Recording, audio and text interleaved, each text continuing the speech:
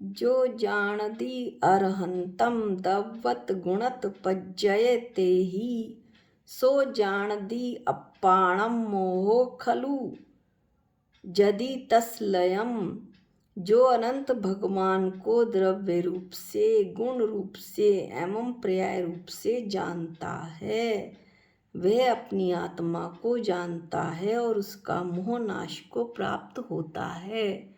प्रवचन सार की इस प्रसिद्ध 80वीं गाथा को पढ़ने के बाद अब हम मास्टर की का अध्ययन करेंगे। मास्टर की में हम उन कुछ शब्दों का अध्ययन कर रहे थे जिनके चार भेद हैं। आज सबसे पहले जो हम शब्द लेंगे वो है परोक्ष मति ज्ञान। परोक्ष मति ज्ञान के 4 भेद हैं: स्मृति, प्रत्यभिज्ञान, तर्क और अनुमान। जो ज्ञान परोक्ष मति ज्ञान, जो ज्ञान दूसरे की सहायता से पदार्थ को स्पष्ट जानता है, उसे परोक्ष मति ज्ञान कहते हैं। जैसे शास्त्रों से आत्मा का ज्ञान होना। परोक्ष मति ज्ञान के भेद: स्मृति, प्रत्यभिज्ञान, तर्क और अनुमान। स्मृति पहले जाने हुए या देखे हुए पदार्थ का स्मरण करना स्मृति परोक्ष मति ज्ञान कहलाता है।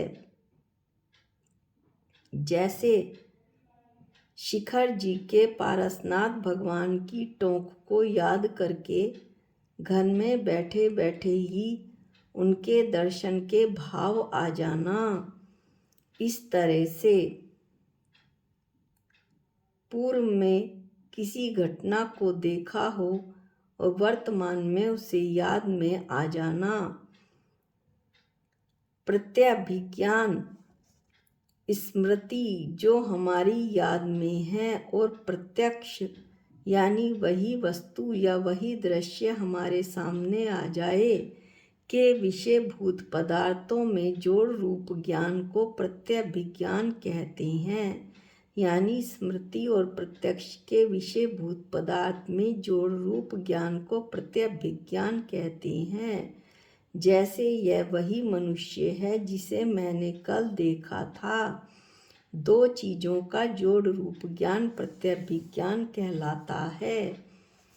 अब इसका अगला भेद है परोक्ष मति ज्ञान का तर्क। व्याप्ति के ज्ञान को तर्क कहते हैं।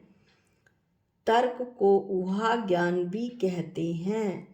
अब व्याप्ति किसे कहते हैं? अविनाभाव संबंध को व्याप्ति कहते हैं। फिर अविनाभाव संबंध किसे कहते हैं? जहाँ जहाँ साधन हेतु पाया जाता है वहाँ वहाँ साध्य का होना अविनाभाव संबंध है। जैसे जहाँ जहाँ ज्ञान पाया जाता है वहाँ वहाँ जीव पाया जाता है। जहाँ जहाँ जीव नहीं पाया जाता वहाँ वहाँ ज्ञान भी नहीं पाया जाता। जहाँ जहाँ धुआं पाया जाता है वहाँ वहाँ अग्नि पाई जाती है। जहाँ जहाँ अग्नि नहीं पाई जाती वहाँ वहाँ धुआं भी नहीं पाया जाता है। इस तरह ये अविनाभाव संबंध हुआ। तर्क व्याप्ति के ज्ञान को तर्क, व्याप्ति अविनाभाव संबंध को व्याप्ति और अविनाभाव संबंध हमने अभी पढ़ा। इस तरह तर्क की चर्चा पूरी हुई। अब है अनुमान परोक्ष मति ज्ञान। साधन से साध्य के ज्ञान को अनुमान ज्ञान कहते हैं। जैसे पहाड़ पर धुआं देखकर अनुमान लगाया कि वहाँ पर अग्नि है। प्रत्येक वस्तु मेरे जानने में आ रही है।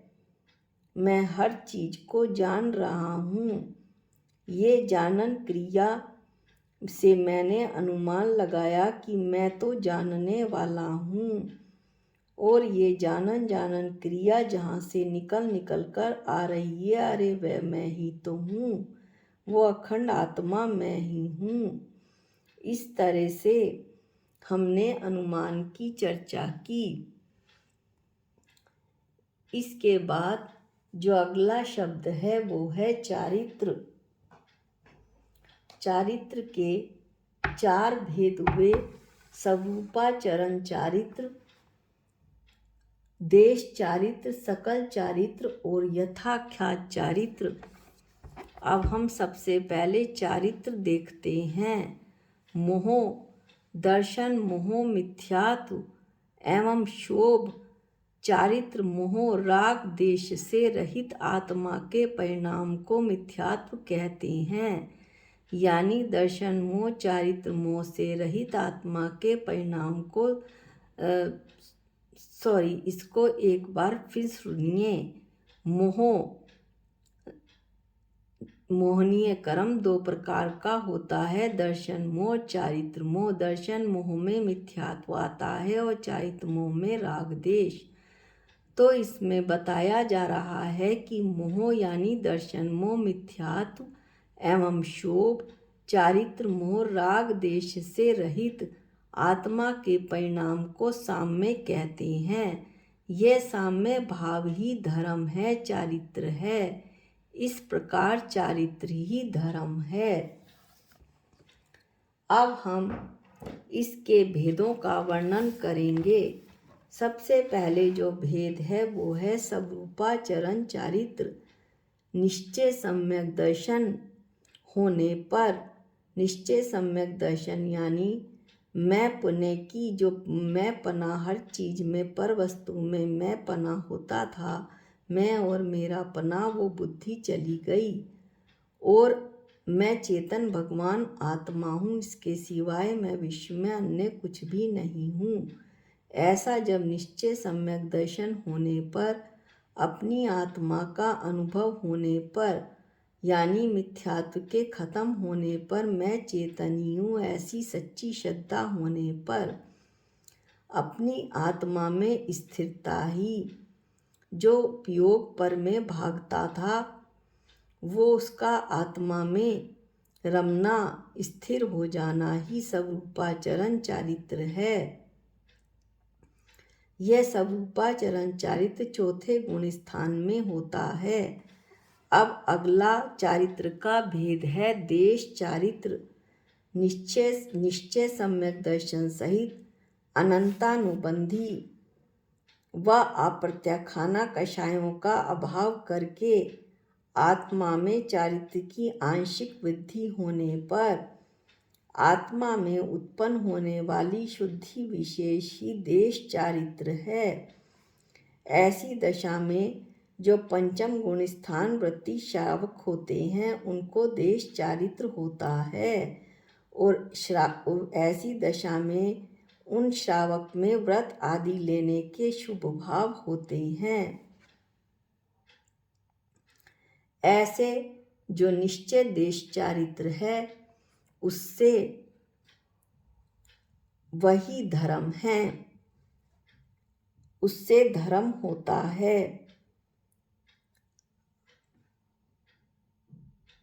व्यवहार व्रत आदि से शुभ बंध होता है, लेकिन निश्चय चारित्र के बिना सच्चा व्यवहार चारित्र नहीं हो सकता। क्योंकि जब तक कषायों का अभाव नहीं होता है, जैसे कि देश चारित्र में बताया, व्रत आदि के भाव भी सच्चे नहीं होते हैं।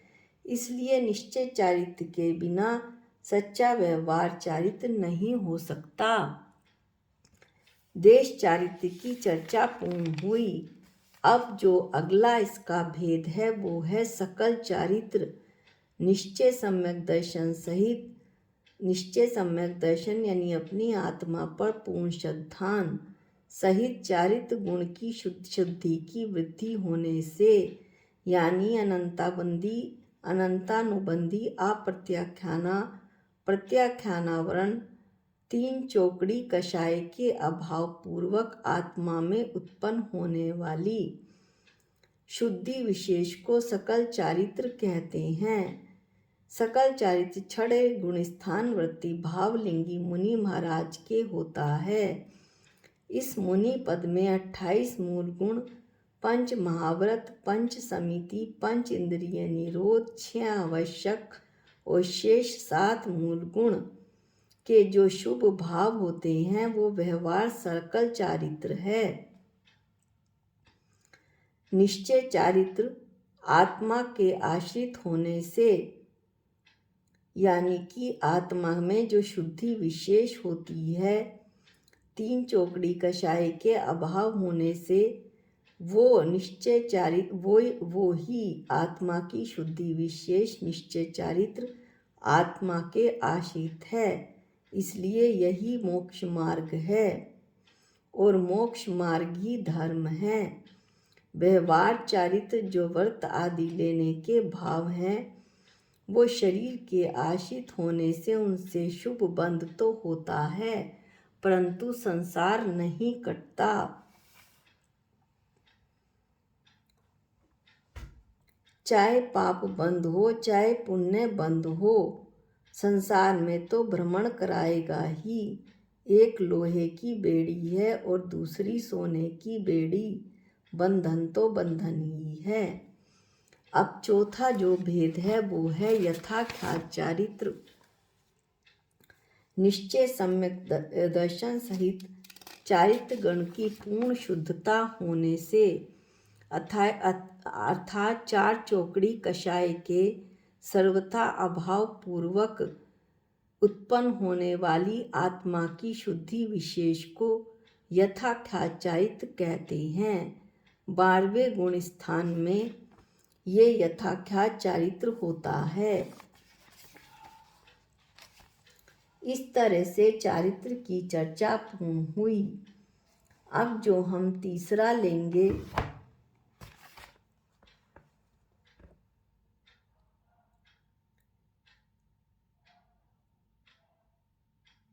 वो है छप्पक श्रेणी में गुण स्थान। छप्पक श्रेणी के गुण स्थान और उपशम श्रेणी के गुण स्थान ये दोनों हम साथ साथ पढ़ेंगे। छप्पक श्रेणी में गुण स्थान 8वां, 9वां, 10वां और 12वां होता है। उपशम श्रेणी में गुण स्थान 8वां, 9वां, 10वां और 11वां होता है।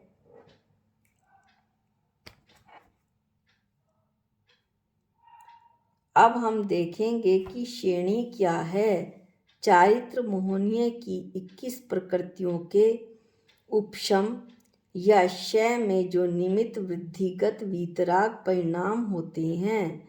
चारित्र मोहनीय की 21 प्रकृतियाँ अप्रत्याख्याना, प्रत्याख्यानावरण, संजलन, 3 चौकड़ी कषाय व 9 कषाय, 12 और 9 21। इस तरह 21 प्रकृतियों के उपशम या क्षय। उपशम श्रेणी में 21 प्रकृतियों का उपशम होता है। इसमें 8वां, 9वां और 10वां, 11वां गुण स्थान होता है। छप्पक श्रेणी में 21 प्रकृतियों का क्षय होता है और 8वां, 9वां, 10वां, 12वां गुण स्थान होता है। अब हम थोड़ा सा गुण स्थान भी देख लेते हैं। 8वां गुण स्थान संजलन कषाय के अति मंद उदय होने पर अपूर्व गुण स्थान होता है। ये 8वां गुण स्थान है। 9वां गुण स्थान जब 4 संजलन कषाय व 3 वेद का ही उदय रह जाता है तब अनिवृत्तिकरण गुण स्थान होता है। ये 9वां गुण स्थान है। जब केवल सूक्ष्म लोभ का उदय रहता है तब 10वां सूक्ष्म संप्राय नाम का गुण स्थान होता है। उपशम श्रेणी में 11वां गुण स्थान आता है। सर्व चारित्र मोह के उपशम से 11वां उपशांत मोह व जो छप्पक श्रेणी में होता है 12वां गुण स्थान, उसमें सर्व चारित्र मोह का क्षय हो जाता है। वो क्षीण मोह 12वां गुण स्थान कहलाता है। इस तरह 11वां गुण स्थान सर्व चारित्र के उपशम से उपशांत मोह और सर्व चारित्र मोह के क्षय से क्षीण मोह 12वां गुण स्थान होता है। लेकिन 12वें गुण स्थान के होते ही अनंत भगवान का बनना, जीव का अनंत भगवान की पर्याय का प्रकट होना निश्चित हो जाता है। जबकि 11वें गुण स्थान में जितनी भी कषाय दबी थी, यदि उनका किसी एक का भी उदय आ जाए तो फिर उसकी उस गुण स्थान से नीचे गिरना होता ही होता है, ऐसा शास्त्रों में लिखा है।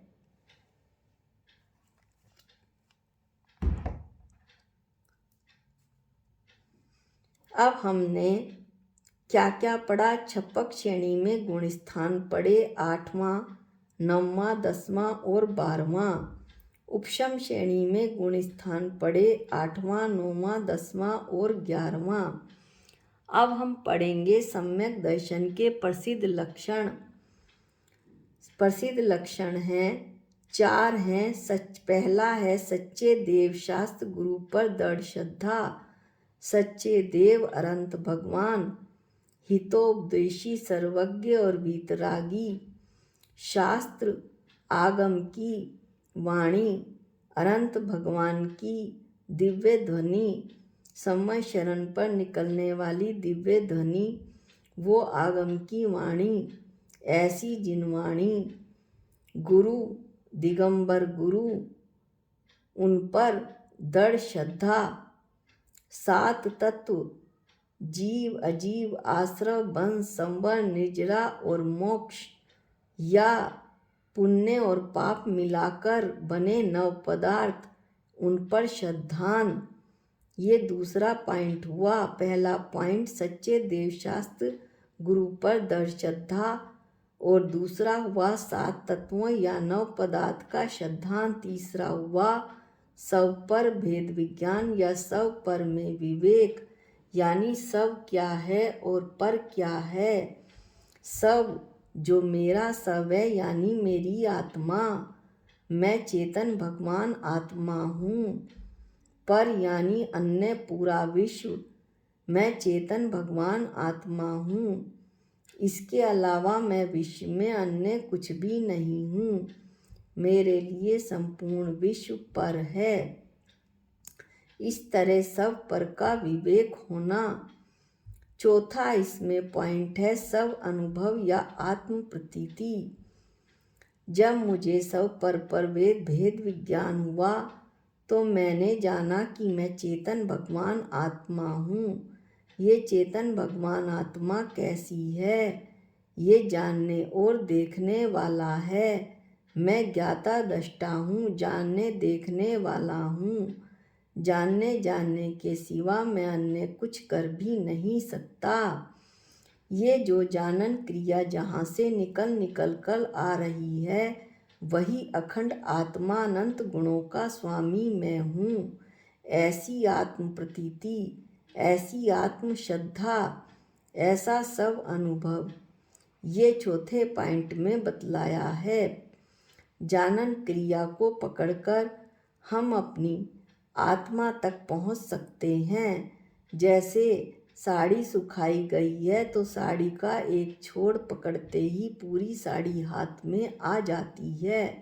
इस तरह से सम्यक दर्शन के प्रसिद्ध लक्षण हुए सच्चे देव शास्त्र गुरु पर दृढ़ श्रद्धा पहला, दूसरा 7 तत्व या 9 पदार्थों का श्रद्धान, तीसरा हुआ सब पर भेद विज्ञान या सब पर में विवेक, चौथा हुआ सब अनुभव या आत्म प्रतीति।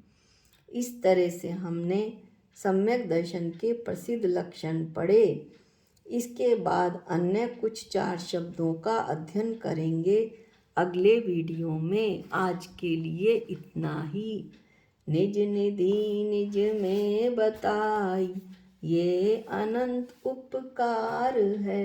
इसके लिए जिन वाणी माँ को वंदनानंत बार है, वंदनानंत बार है।